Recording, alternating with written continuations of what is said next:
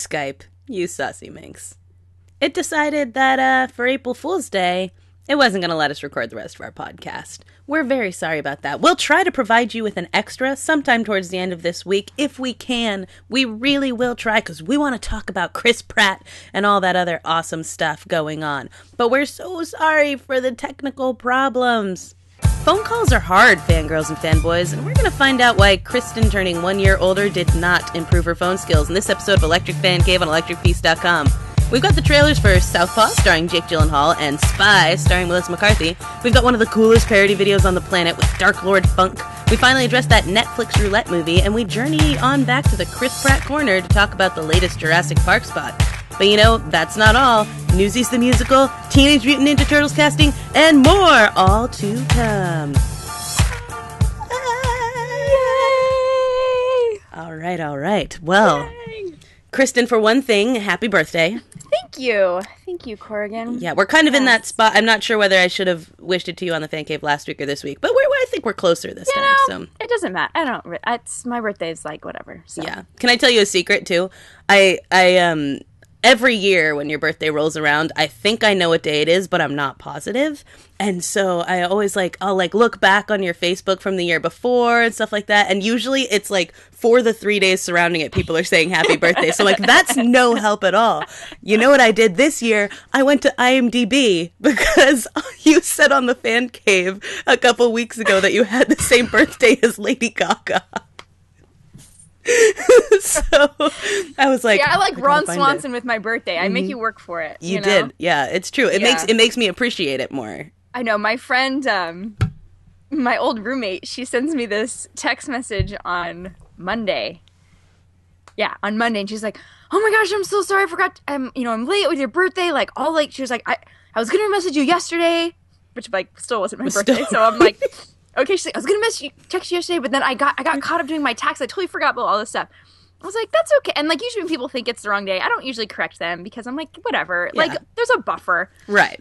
If it weren't for Facebook, we'd not know anyway. Right? And so she, so then she sends me a picture of her calendar that has it on the wrong day. She's like, see, I've had it on here for months, a paper calendar. And so then I felt like I had to, and I was like, oh no. Yeah, that's not the right day. And she's like, what? I'm like, I'm sorry. I was going to let you have it because you seemed so distraught that you missed it. But I'm like, you really missed it. But all the way missed it. We were going to have this conversation again next year. Yeah, so I was like, and then I feel like next year she would have yelled at me for not correcting her from this year. So right. I'm like, I'll just tell you. But that's amazing. This is actually basically your long-running April Fool's joke. It pretty much is. I should have been born on April Fool's. I know. I played this joke. I mean, and it's people keep apologizing for missing it. I'm like, don't apologize. I don't have it on Facebook because I don't want. It's intentional. People. It's intentional. Here's my thing. I don't want random people that I don't know and haven't spoken to in 20 years wish me happy birthday. I'm like, if you know it's my birthday, I would love to hear from you. Great. Right. Send me a text, whatever, all that stuff. But I don't want random people wishing me happy birthday. And so I don't put it up. And then when people miss it, they think I hate them. I'm like, I don't hate you. It's kind of you did not miss a party invitation or anything. It did not happen. So did not happen. Yeah, but it was so it was fun. And then, but what was really great about this year's birthday is that my friend took me to see Newsies at the Contagious. You guys, let me just quickly before Kristin launches into talking about this, tell you Kristin and Newsies are an inseparable personality thing. This is just a thing. I have never seen Kristin nail anything at karaoke more than singing Newsies. She's got dance moves. She basically is the lost cast member of Newsies. Here. I'm the lost girl Newsie. The girl Newsie. Yeah. Yeah, well, I think I've even mentioned it before. My one big gripe with Christian Bale is not that he's kind of a douchebag. It's that he refuses to acknowledge this film. Yep. You guys, it is a treasure gem of childhood love. So first of all, it's great. It's got all these great people in it. It's got a Bash brother from Mighty Ducks. Mm-hmm. It's got David Moscow in it. I love David Moscow. It's got the President of the United States. It's got the President of the United States. It's got Bill Pullman. His face from Doogie Howser. Yeah. What is his name? I don't know. The friend. The little New Yorkie kid. Yeah. The New Yorkie kid. Anyway, it's delightful. Okay, and then Christian Bale, obviously, who's wonderful. Oh, and Robert Duvall. Hello.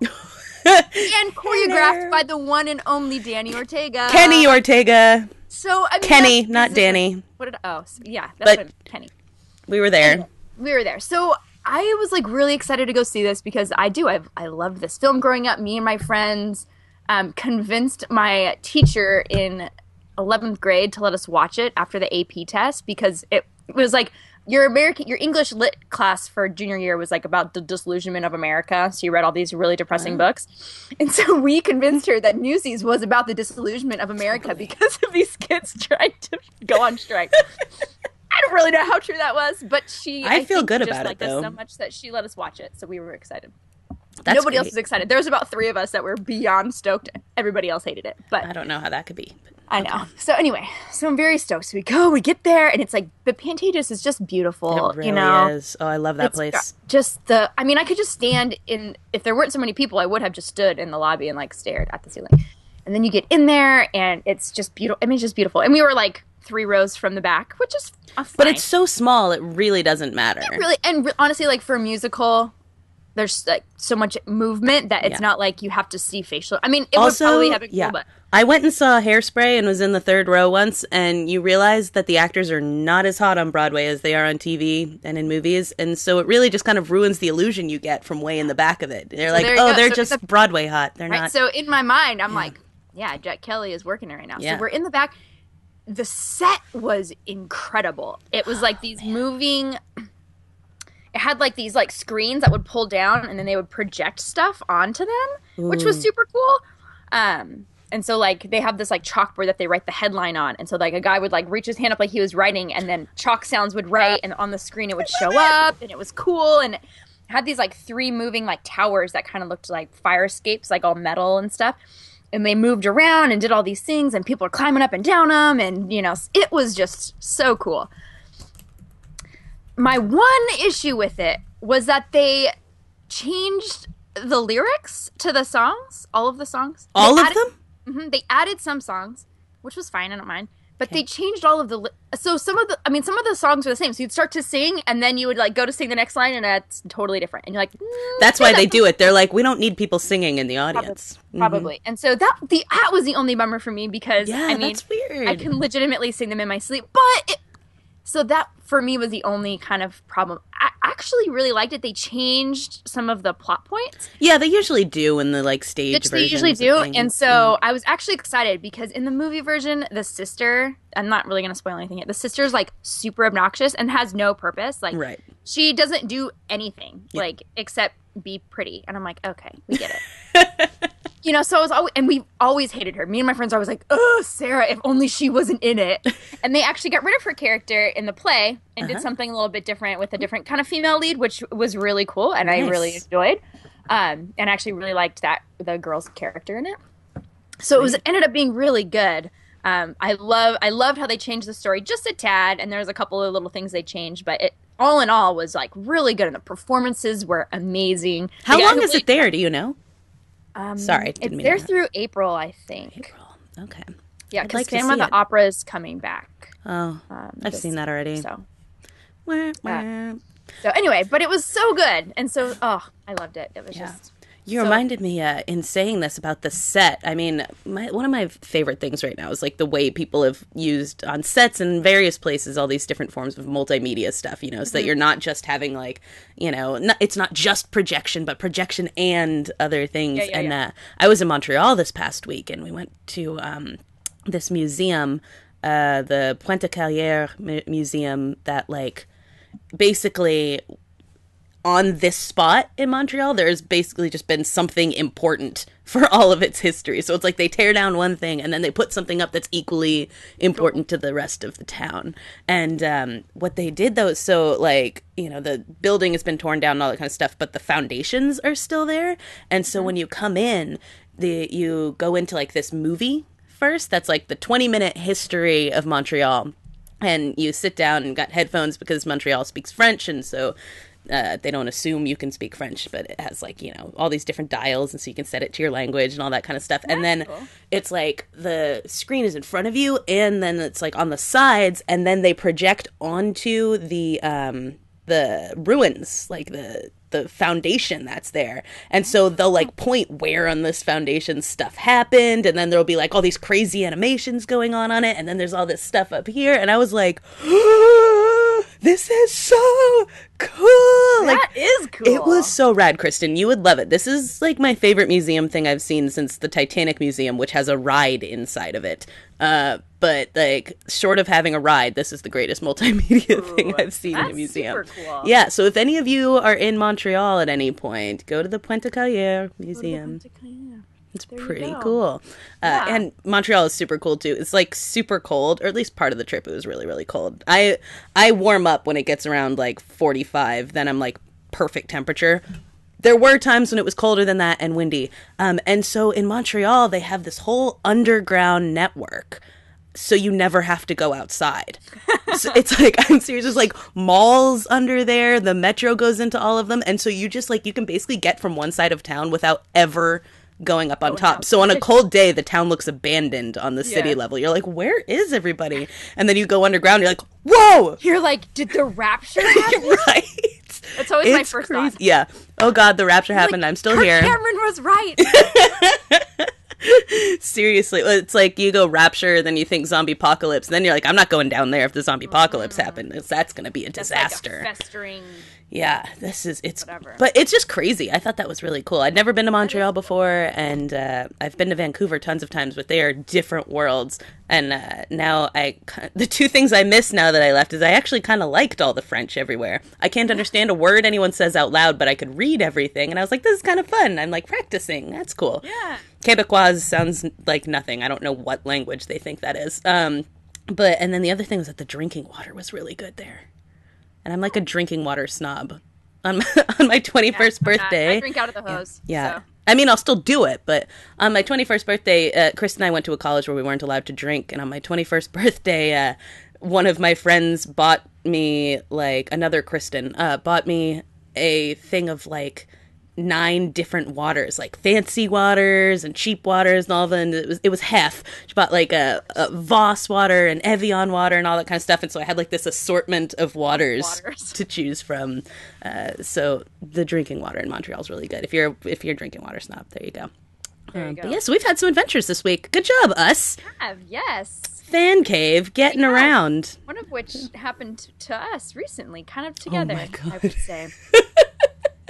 So, as Corey mentioned in our little intro there, me being another year older has not in any way helped my phone skills, which is funny because, I mean, I use the phone often at work. I'm not great on it. I often forget where I work and answer it from my job like 2 years ago, which is embarrassing because that was a doctor's office. And I'm just genuinely, like, I've had my friends tell me they've saved voicemails that I've left them because they're so awkward. Oh, boy. Like, legit. Like, that just actually happened to me recently. Someone's like, oh, my gosh. And my friend Reese, like, I played your voicemail for my wife. I'm like, okay. You know what? I get it. Okay, I get it. I'm bad at this. I'm bad at Good this. times. So, if you remember, I think we were talking about it on this show, weren't we, Corey? That we were saying how we were supposed to be calling Martin McCann to come be on the show. He had messaged Corey and said he would, she had said something to him on Twitter and he had messaged her, give me a call, which his number is, from Northern Ireland. So it's like, it's got a lot of numbers. There's a lot of numbers and there's no spaces. So nope, none. It's very confusing. And so then I, in my stupidity, go like, because Corey's like, I can't call him. Like, you want me to call him? And she's like, yeah. And I'm like, yeah, you guys witnessed that conversation. I did not make it up. You did. And so I had to step up to the plate. And so Monday I've decided, you know what? I'm going to sleep. I had to work late Sunday, so I'm like, I'll sleep in a little bit, and I will call Martin McCann. Yep. It was not as easy as it seemed. It's really hard. Northern Ireland, first of all, has different numbers as in, like, the rest of Ireland in their phone numbers. Second of all, because it's a different country. Yeah, and they have a different country code. And all of these things. Okay? So it was not easy. So I finally, work up the courage. I wrote out a script, what I was going to say. It was charming and wonderful-ish. And I call on my phone, and I'm like, okay, here we go. I'm pressing it, and I dial it, so I'm so proud of myself. I don't have international calling on my cell phone. And I'm like, oh, of course. So then I'm like, okay, well, Corey's like, well, we can call from Skype. So I'm like, great. Get the Skype credits. Skype doesn't have the Northern Ireland country code. Which is weird. It's not like this is like some no man's land somewhere. Right? There's plenty of people there. Then I thought, well, maybe they did like Ireland, Northern, but that wasn't how they spelled it either. Was it UK? Was it? Okay, well, this is what ended up happening. Okay. So earlier in this venture, when I was Googling I was actually Googling the time, because I wanted to know if all of Ireland had the same time difference. Because on your cell phone, you can put, like, the world clock, and I wanted to put Ireland in there so then I could just check and say, like, oh, this is during my window. I'm going to call him now instead of trying to be like, say 8, 7, 2, Which is how I always do it. So they didn't have any Northern Ireland cities in the world clock, so... but I was looking at a map of Ireland, and then I noticed off the coast of Northern Ireland is a place called the Island of Man. Yes. Fun fact, Skype's country code for Northern Ireland is filed under the Island of Man because Island of Man is also the same country code as Northern Ireland. So, if you're calling Northern Ireland, use Isle of Man instead. So good to know. Good to know. So I figured that one out finally. So then I didn't get him called yesterday or on Monday. So I'm like, okay. So Tuesday I go to work early. I'm like, I'm going to go in so that way I don't have to feel like I'm rushing to get to work. I get to work early. It's an 8-hour time difference, so it's almost before 8:30. I'm going to call him. Probably practiced a speech, you guys, like 12 times. And I'm like talking to myself. I'm like, Lateral, this is ridiculous. He is a normal person. You can just call him. Yep. So I dial and it calls and it rings and it rings and it rings and he doesn't answer. So it goes to voicemail. But it's not one of those voicemails where it says like, oh, hello, my name's Martin. That was a terrible accent. It's nothing like a Belfast accent. Okay. You get the idea. You get the idea. And it's just like, oh, so-and-so, mobile provider is unavailable. Please leave a message. If you would like to change your message, press hash or something. I'm like, hash? Like, heroin? What? I'm like, oh my God. And so then I'm like, hi. And I also have a really awkward phone voice. It's like 3 octaves higher than my regular voice.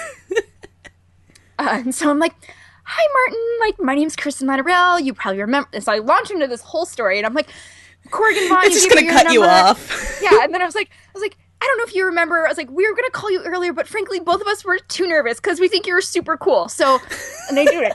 And the whole message, it's like so embarrassing. Oh my God. And then I get to the end of it and I'm like, I'm actually calling you from Skype because I couldn't call you from my cell phone. So I don't know how to leave you my number or for you to call me back. I'm like, so I'm going to give you my email. So just email me and let me know what a good time would be for me to call you again. So my email, though, is, like, really long because my name is really long. Yeah, it's and not I have to easy. spell it out. Oh, so my God. Spelling this thing out. I'm like, so if you would like to talk, I'm like, or maybe we'll just message you on Twitter again and try and set up a time that would be better. Oh, my God. Oh, Lord. I should DM him. You probably shouldn't and apologize for your inept friend. Although, frankly, it's your fault that you made me do it. Okay, well, you know what? So then Corey comes back to an entire Facebook thread of messages of me being like, I don't know. Oh my God. I don't know what happened. Why did I do that? Maybe it was the wrong number, which I'm really hoping it is because that would be amazing. The saving grace of the whole thing. And I could get a redo on being such a ridiculous person. Some random person over there is just like... And playing the message. Do you know? Yeah. Do you know Kristin Lateral? She's like really into you. Her and her friend. Some wife gets it and she's like, "Who is this?" Oh, it's so good. Yeah, I'll have to message him and see. But this is what I'm so bad with the phone, and this, really, I just needed you to have this experience because, like, I've had this with like John Polono and with not with all the country issue with Ben Baudet and like all these people that like I don't know. I guess they get a lot of emails and stuff like that, so they would just rather you call them. And I'm like, I don't know. I can't read social cues. I don't know what to do when I'm not looking at you. And like, for me, then I was like talking so fast. Yeah. And because my speech that I had prepared was like kind of a long paragraph before I really gave him a chance to respond to anything I was saying. And so then I was like, oh my gosh, he's probably going to think I'm like a nut. Well, and that's the other thing is I think on the phone, like this is the lost art because we email all the time. And so you get as much information into it as you want and people can skim it or whatever. I'm like, I think on the phone we're supposed to be more efficient. Just like, hi, I'm Kristin Lateral. My, partner Corrigan had messaged you about being on the show. If you could give me a call back or email me, that'd be great, blah, blah, blah. But, it's like, we justify everything the same way we'd do it if we were sending an email. Yeah. Well, I felt the need to explain. I'm like, well, what if he doesn't remember because it was kind of a while ago? What? I don't know. Mm-hmm. Anyway. Yeah. So that happened, you guys. Martin, we're working on it. Let's tweet Martin this video. Yeah. That's how very sorry I am about my weirdo message. I'm very nice and normal and not a creep. I promise. We're not weird, I swear. Well, okay, we're weird, but like not in the weird way. Yeah, not in a creepy way, and just but in more of a way of like, the phone is hard. The phone is really difficult. We don't use it a lot. I'm sorry. I'm sorry, Martin. I'm really sorry. We would still love to have you because we think you're wonderful. Yeah, definitely. Even if if this doesn't deter you. Even if a little scary in even if a little overeager in our contact of you. So, yes, exactly. Anyway, so those are all things that have happened. There are some movie trailers that have happened also this week. Here's a fun fact. I don't remember the Jurassic Park TV spot anymore. Do you? Was there one? There was one. A new one? A new one, yeah. I watched it. It had to do with That's not raptors. what you sent me. You sent me about him being at the Kids' Choice Awards. I must have forgotten to send you the other part, too. So that's okay. We're not going to talk about that anymore, but you can look it up. There's a new one. There's a new TV awesome, spot, so and whatever. it has to do with raptors, I think, and I can't remember what it was. So we'll talk about that later. But other trailers that are out, Spy. This actually looks pretty... I mean, it has... This looks so fun. Okay, first of all, Jude Law, he's been too busy knocking people up, I guess, to be in movies. In 2015... How do you just keep getting people pregnant? I know. But that's beside the point. I'm sorry. Jude Law. Bring it back. Jude Law, Jason Statham, who obviously we adore. Obviously. Melissa McCarthy is like playing my dream person. I'm like, I would be her like super awkward techie person. It's like, and she gets kind of thrown into the field of having to be a spy with Rose Byrne, who of course is like pretentious and beautiful. Right, exactly. I hate so much. She's kind of Rose Byrne in like Bridesmaids. Yeah, and it's just Rose Byrne. Right. How can she be anything else when you're such like sort of a perfect looking like? Yeah, when you're that perfect looking, you kind of but I love it because she's not afraid to like. Yeah, she just goes make your ridiculousness of herself. So yeah, it looks pretty funny. So basically, the point is that. She's like sort of like dispatch for or she's kind of like the Simon Pegg character in Mission Impossible. Yeah. Remember, so Simon Pegg also kind of gets. I'm sorry. What? Hello, sorry, I had a stroke. That's weird. Like Simon Pegg's character, where he's like sits behind the desk and is like the techie guy, sort of, at home. So she's, sort of not anybody. Yeah. And Allison Janney is in it, who. Yes. Give me a break. That was what I was actually... when she showed up, I was like, yep. Seeing this. Oh, I love her so much. So, I think so somehow, Melissa McCarthy gets thrown into actually having to do spy duties and everything, and they disguise her as she's like beyond excited about it. Yeah, she's excited. So great. But then they disguise her as like cat lady and all this kind of stuff, and it just looks funny. And I think what's great about it too is that this feels like the first like Melissa McCarthy vehicle that it isn't just like it's funny because she's fat. Yeah, like but I feel like they bring that up, like okay, it's like it's in there obviously because people's bodies are part of who they are, just like Rose Byrne always plays this character because she's a tiny little woman, and that's what she looks like.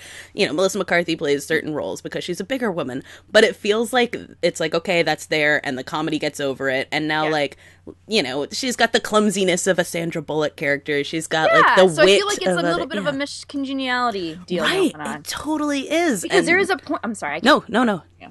Do it. I was just saying, there's a point where, like, obviously when she first gets to the spy place she's going, they have her dressed, like, disgusting, frumpy. Yeah. But then later she's got this, like, awesome hair and her makeup. Yeah, she's, like, super hot. Something. I don't know what she's in. I was like, she's working it. So I'm like, okay, I don't know what ends up happening there. But it's like, they kind of leave that behind. And I feel like it's one of those movies where it's like she kind of comes into her own as a spy. And I bet by the end she'll be, like, super awesome. She's going to be, rad. Amazing. And then there will be Spy 2, and we'll watch that as well, and it'll be great. I thought that was super cool, especially, what you were just saying, that it's like, they're not just going to keep her being, like, frumpy the whole time. They're like, all right, and now she's, a hot woman. What? Yeah. She's going to be a spy. Let's do this. And it looks fun. So, obviously, the trailer is on the electricfeast.com, so check that out, because it looks super fun. And then the Mad Max trailer... Yeah. I'm just... Did I not see the old Mad Max? Is this just not let anything like that? Is that what I'm seeing? Keeping because in I mind, feel like I don't remember maybe the plot of the original Mad Max. Well, yeah, it's been a long time. I watched it a lot when I was a kid and probably have not seen it since I was 12. Okay. But I don't think that it's necessarily like in this, sticking just to the same world. Yeah, I think it's in the universe. Correct us if we're wrong, which we often are. But I think it's more like a same universe thing than like a direct correlation. Okay, I'm not positive. I don't know what I feel.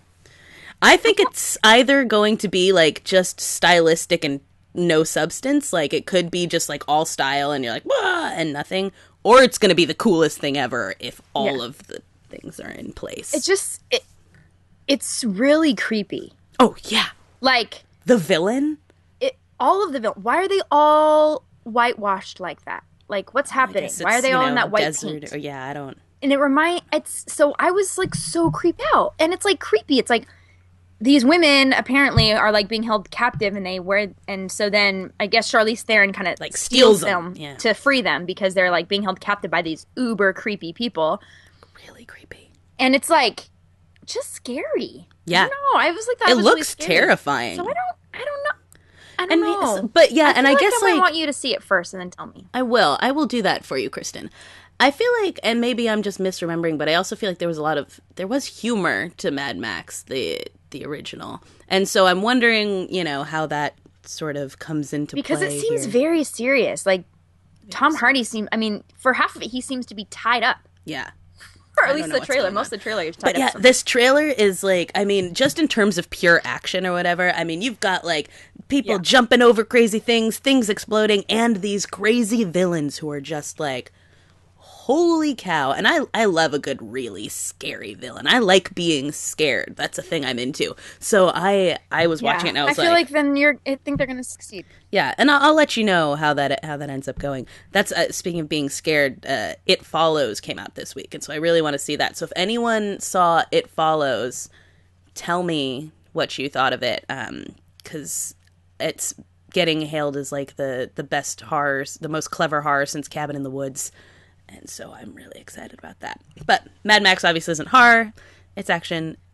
But it looks crazy. Just creepy. But it is. And the car chases obviously are rad. And Nicholas Hoult looks like a crazy pants, which I'm kind of excited about because I feel like he doesn't get to play that a whole lot. No, not so much. And I feel like he has that in him. I feel like he does too. He seems like he could be like super awesome unhinged. I really feel like we would be friends. Oh, totally. Well, this also goes along with the, like, clearly J-Law would be our friend, obviously. Too. And that's kind of where it's coming from, where I'm like, I feel like me and her would get along, so I really feel like me and him would get along. So I'm like, Nicholas Hoult, if you want to be on here, too, let me know. I can leave you an awkward voicemail also. I know how to call the UK now. So. I wish that we could record you making the awkward voicemails. I have to do, like, a reenactment. It reminds me on the Jay and Dan podcast, there's one of them was a college DJ. On CKDJ, and they have tapes of his old DJ days, and they are so embarrassing. Like, he is so bad at his job every time, and I just wish. We'll always have this for posterity when someday we're like really cool or whatever. True. There's people can look back and see how bad at it we are. But I just wish that we could have the voicemails. When we're on James Corden, he's going to show that highlight reel you made. Mm-hmm. Yep. This is how they got their start, But yeah, I wish that we had this for your voicemails, just tapes of you leaving terrible voicemails. Maybe Martin will have saved it and he can play it for us. Yeah. I'm going to specifically DM him and be like, okay, A, sorry about that voicemail. B, can you save it? And C, when you come on this show, will you play it for us? Oh, so bad. Yeah. Southpaw is another movie trailer that's out. Yes. So my friend was actually really stoked about this. I know you're not a Jake Gyllenhaal person, right? Or are you? No, not really. I forget. I haven't seen Nightcrawler yet, and I heard he's great in it. But in general, Gyllenhaal's not my bag. So, but the thing is, this movie is written by Kurt Sutter, and I've never watched Sons of Anarchy, so. Okay, so here's the thing. Kurt Sutter is like, I'm pretty sure he's like I don't know if anybody else, I honestly don't know anything else he's done, but he's like a drama master. Just when you think things cannot get more bananas, he's like, oh, really? Oh, really? And then it's like, okay. Get out of here. So anyway, this movie is from him, and it's this, and it actually looks just really sad. Yeah, honestly, but also really good. I feel like it looks really good, but it also just looks really sad. Yeah. So the premise is Jake Gyllenhaal is a boxer, and is married to Rachel McAdams, who I also don't super like. And they have a daughter, and you. Rachel McAdams? Yeah, I'm not really a Rachel McAdams fan. I like her. I love Mean Girls. And I love Wedding Crashers, but not her in it, really. But, yeah, I just feel like she's kind of a waste ever since then. That's just me. Oh, okay. Well, I don't know. I like this. Well, I mean, I haven't seen a whole lot. I think I've seen, what's it called? Anyway. Anyway, whatever. I like her. And so Rachel McAdams married to Jake Gyllenhaal in this. Yeah. And so it's like she gets shot in the trailer, and so then he's kind of like goes off the hinges and loses his daughter, blah, blah, blah. So it's like basically him trying to come back from this kind of fallen from grace boxer, but he looks very scary in it because he's like, he could kill you. Yeah, he's real beat. Like, he just doesn't, he's like one of those people, you know, you could like punch him in the face and he'd just like keep walking and he wouldn't even think anything of it. Well, and he's like perpetually beat up. Yeah, always. I feel like. Yeah. So I feel like his face has gotten rearranged so many times that he's like, this is just how it looked now. Yeah, so, well, whatever. What are you going to do? My thing is, it feels like, I don't know, the plot of it feels like other boxing / wrestling movies, you know, like The Wrestler, The Fighter, Cinderella Man, like all of those kinds of things, like all the tropes of those all put into one, mixed with like a Scorsese Departed type thing. Like, I don't know. For me, I just watched it and I was like, I don't really see anything new about this plot. And plus, like, and then adding that Nicholas Sparksy romance, and I don't know, it just doesn't work for me. So I don't know. much. Well, see, that's the thing. That's what I'm saying about Kurt Sutter is that you think it's generic. That's a good point. And then they'll throw a wrench into it. That's a good point. But then, I mean, like I said, I don't know. I mean, this is solely based off my Sons of Anarchy. We're like, oh, I see where this is going. And then at the end of the episode, you're like, I did not see where that was going. I did not see where that was. So I feel like he could. So I guess technically what I'm saying is it could go either way. Right. It could end up being just very like, meh, yep. Or it could be like, what? I mean, I don't know what that twist would be, but I feel like he could do it. He could pull it off if he wanted to. Yeah. So this is the opposite. You go see it, and then you tell me whether I should or not on this one. Because I don't know. Okay. Because I didn't watch Sons of Anarchy, I don't have that like built-in sense of, other than seeing people's tweets when watching it about how it does turn crazy every episode or whatever. I was like, it's a little generic. It's a little Jake Gyllenhaal. We'll see. Mm-hmm. I'm not ruling it out. But I'm not a super big fan of like... We're withholding judgment. Yeah, I'm not a big fan of fighting movies. I don't really like seeing people get hit. Yeah. I actually don't really like that either. I usually close my eyes during those parts. It's the worst. I'm always just like, oh, no, oh, so painful. Stop. Just leave his face alone.